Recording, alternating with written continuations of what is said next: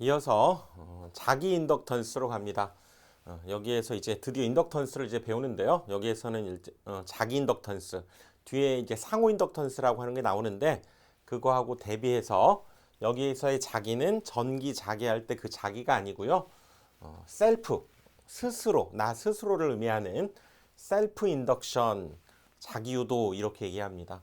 자, 먼저 한번 보시면 이렇게 코일을 감은 상태에서 전류를 흘려 보내주게 되면 얘는 자석이 됐죠. 여러분 전자석의 원리죠. 건전지를 달아서 전류를 이렇게 흘려 보내주게 되면 자석이 생기면서 즉 앙페르의 오른나사 법칙 오른손을 이용해서 이렇게 해보면 이쪽이 N극 이쪽이 S극 뭐 여러분들 뭐 방향을 굳이 여기에서 N극 S극을 따져야 되겠다 이것은 하지 마시고요. 그 원리에 의해서 얘는 스스로 이제 자석이 되는 거죠. 이렇게 직류를 우리가 흘렸을 때에는 저렇게 자석이 됩니다. 전자석이 되지만 이제 여기에다가 전류를 변화시켜 보겠습니다. 전류를 변화시킨다. 그래서 점점점 전류를 증가시키고 또 감소시키고 이제 이쪽 방향으로 보내고 하는 이런 일종의 교류를 한번 흘려 보내주게 되면 처음에 전류값이 이렇게 작다가 전류가 좀 많이 흐르게 되면 어떻게 될까요? 원래 그렇죠. 계속 지금 색깔로 한번 표현해 봤는데 전류가 이렇게 작은 전류에서 점점점 큰 전류를 흘려주게 되면 처음에 이렇게 작은 전류를 흘렸을 때보다 자속이 늘어나겠죠.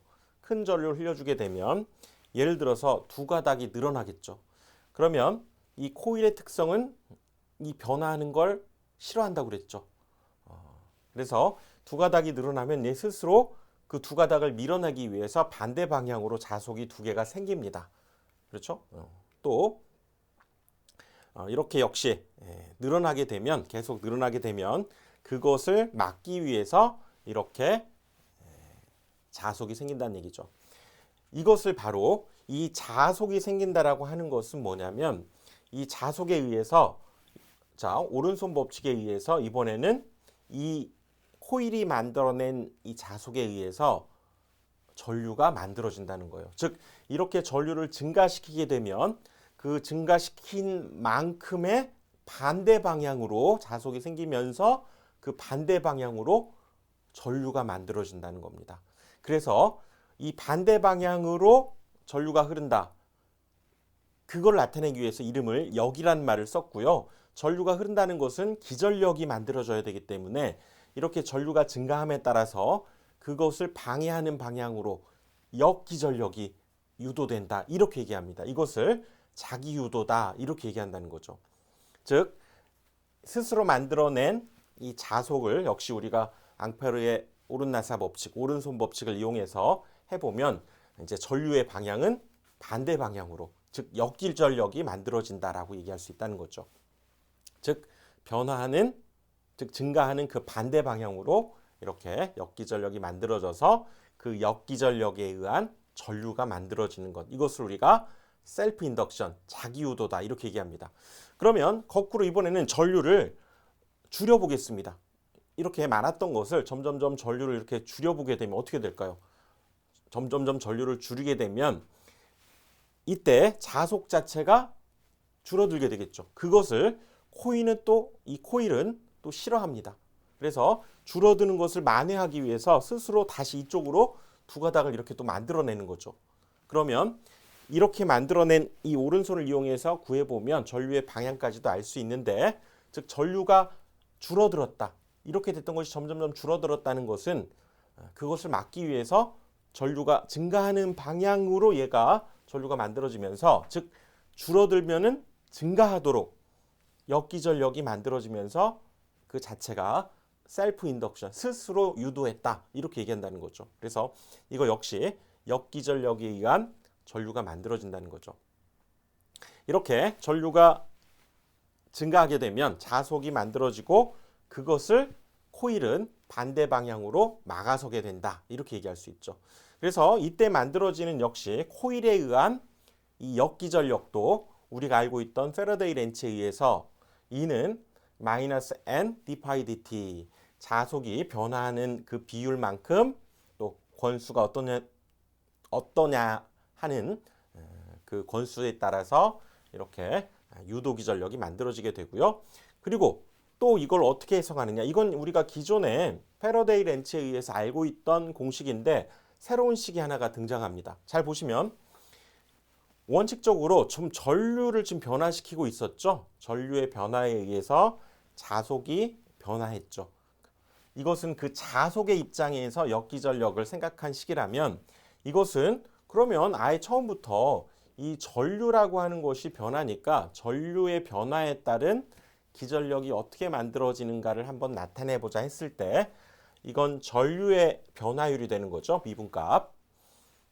그렇다면 당연히 여기에는 이 상수가 얘랑 동일할 수 없죠. 이때 앞에 붙는 상수를 L로 표현하고 이 값을 우리가 자기 인덕턴스라고 부릅니다.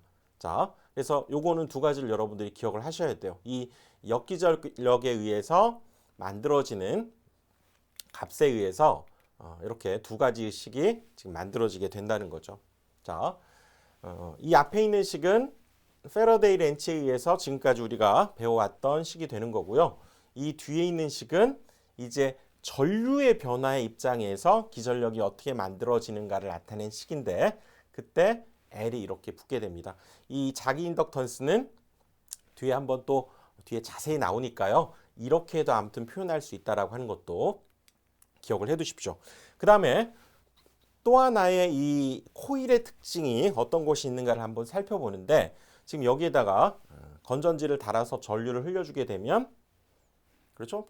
뭐 일단 시간이 한참 지난 뒤에 생각해 보면 아무튼 전류가 흐르겠죠.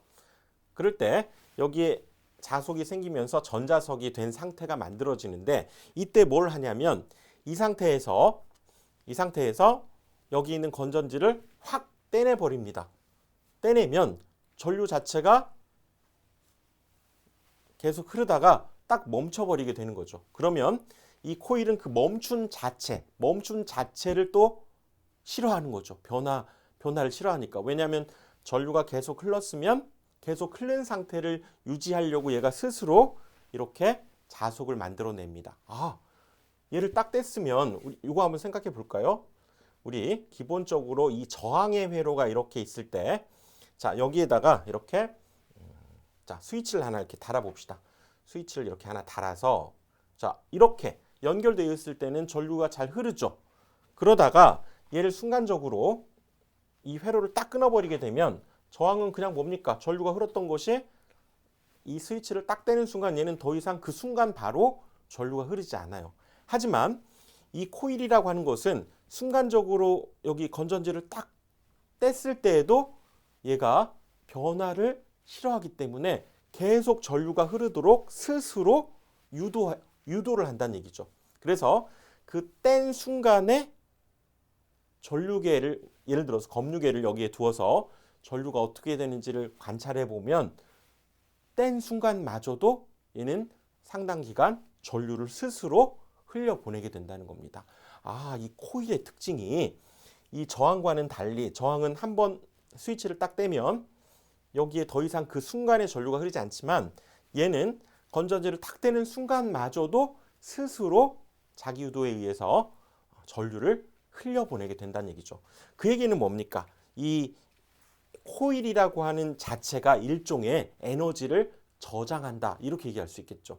우리 콘덴서도 여러분 콘덴서 정전 용량 C를 갖고 있는 콘덴서도 에너지를 저장하는 능력이 있었죠. 전하를 저장하는 능력이 있었듯이 코일도 순간적으로 저장되어 있던 에너지를 방출하는 그런 효과가 있다. 이렇게 얘기할 수 있습니다.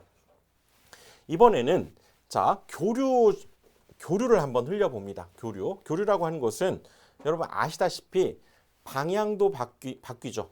우리가 집에서 쓰고 있는 것이 220V에 60Hz, 즉 1초에 60번이 플러스 마이너스가 바뀝니다. 그러니까 전류값이 늘 변한다. 이렇게 볼 수 있어요. 그러니까 이때 전류가 바뀐다는 건 이 속에서 기본적으로 이 전류에 의한 자속이 바뀌게 되고 그러면 이 코일은 가만히 있습니까? 이 코일은 아니죠. 얘가 늘어나면 걔를 방해하려고 하고 줄어들면 더욱 증가시켜서 즉 늘어나면 밀어내고 나가려고 하면 스스로 자속을 만들어내면서 기본적으로 이 전류의 흐름과 변화하는 것을 막는 방향으로 이렇게 스스로 자기유도 현상이 만들어지게 된다. 그 얘기죠. 그러니까 코일 자체가 이런 특별한 성질이 있다는 걸 알 수 있습니다. 어떤 성질 때문에? 변화를 싫어하는 성질 때문에 이런 일이 만들어지게 됩니다. 그래서 우리가 이렇게 220V, 60Hz 이런 교류를 흘려주게 되면 플러스 마이너스 극성도 이렇게 바뀔 뿐만 아니라 전류값도 순간순간 계속 변하게 됩니다. 이게 교류의 특징이 되는 거죠. 그래서 그때 바로 이 변화를 방해하는 방향으로 코일은 역기전력을 만들어내고 그거에 의한 전류값을 얘가 스스로 만들어낸다. 이렇게 볼 수 있다는 얘기죠. 그래서 증가하면 막으려고 하고 또 감소하면 스스로 만들어내면서 그 역기전력에 의한 전류를 스스로 이런 경우 만들어낸다는 얘기죠. 그래서 교류의 경우에는 항상 이렇게 전류값이 변화합니다. 코일에 전류가 흐르면 전류의 흐름을 방해하는 유도 기전력을 이 코일이라고 하는 녀석이 만들어내요. 참 특별한 성질입니다. 여러분들이 뭐 공식 외우고 이런 것보다도 콘덴서의 성질 또 이런 코일의 기본적인 이런 이론들을 명확하게 갖고 계시면 이제 재밌습니다. 이런 성질이 더 중요하다 이렇게 얘기할 수 있죠. 그래서 이런 기본적으로 전류의 흐름, 변화를 방해하는 방향으로 이 코일은 유도기전력을 발생하게 되는데 그런 이유 때문에 사실 리액턴스가 등장합니다. 여러분들 직류에서는 DC에서는 전류의 성질을 방해하는 성분이 뭐가 있었습니까? 저항만 있었죠. 하지만 이렇게 교류, 즉 AC의 경우에는 전류의 성질을 방해하는 성분이 저항도 당연히 있고요. 여기에는 바로 이런 성질 때문에 전류의 변화를 방해하는 방향으로 이런 유도기전력이 발생하면서 전류의 흐름을 방해한다는 얘기죠. 그걸 우리가 리액턴스라고 하고요. 여기에서는 이 코일에 의한 유도성이기 때문에 자기 유도에 의한 전류를 방해하는 성분이다. 그래서 XL 이건 뒤에 인덕턴스, 즉 자기 인덕턴스라고 하는 그 표기를 써서 이거 역시도 교류에서는 전류의 흐름을 방해하는 성분이 된다는 얘기죠. 그리고 콘덴서에 의해서도 역시 리액턴스가 등장하는데 이거는 XC 이렇게 표현하면서 얘는 용량성 리액턴스라고 하는 거죠. 직류는 저항만 전류를 방해하고 교류는 저항뿐만 아니라 이런 유도성 리액턴스, 용량성 리액턴스가 전류의 흐름을 방해한다. 그래서 이거를 그러면 통틀어서 뭐라고 하느냐? 교류에서 전류를 방해하는 성분이다. 그래서 이것을 임피던스다 이렇게 얘기합니다. 자, 코일은 왜 지금 전류를 방해해요? 변화를 싫어하기 때문에 생기면 밀어내고 또 사라지면 스스로 만들어내면서 그런 전류의 흐름을 방해하는 성분이 이 속에 이 코일 속에는 이런 원리 때문에 이 리액턴스 값, 전류의 흐름을 방해하는 성분이 있게 된다는 얘기죠. 그래서 이런 이유 때문에 이 코일 성분에서는 상이 지금 여기 보시면 뭐 회로 이론 시간에서도 보셨지만 위상이 조금 지연된다. 그래서 지상 전류라고 합니다. 즉 이걸 우리가 그림으로 한번 그려보면 전압이 이렇게 있을 때 전류는 그것보다 이만큼 90도 위상차가 생기는 늦게 발생하는 전류가 만들어진다는 거죠. 이런 원리 때문에 리액턴스, 그 다음에 자기 유도에 의한 지상 전류가 코일에서는 만들어지는구나. 아, L 성분에서는 이런 지상 전류가 발생하는구나. 우리 콘덴서에서는 즉 C에서는 정전 용량에서는 그거에 의해서는 진상 전류, C는 진상 전류가 만들어졌죠. 자, 이때 이 L 자기 인덕턴스에 의해서는 이런 이유 때문에 늦어지는 전류, 지상 전류가 만들어지게 됩니다. 그런 원리를 지금 우리가 살펴보고 있는 거죠. 자, 그래서 이번 시간에는 근본적으로 이 코일이라고 하는 것이 어떤 성질을 가지고 있는지를 지금 우리가 한번 살펴봤습니다. 이 코일이라고 하는 것은 변화를 싫어하는, 즉 관성을 유지하려고 하는 그 성질 때문에 이런 여러 가지 성질들이 만들어지고요. 결국 리액턴스도 전류의 흐름을 방해하는, 그래서 교류에서만 있을 수 있는 전류의 흐름을 방해하는 성분 리액턴스 X로 우리가 표현하게 된다는 얘기죠. 자, 이 자기유도 이번 시간에 살펴봤습니다.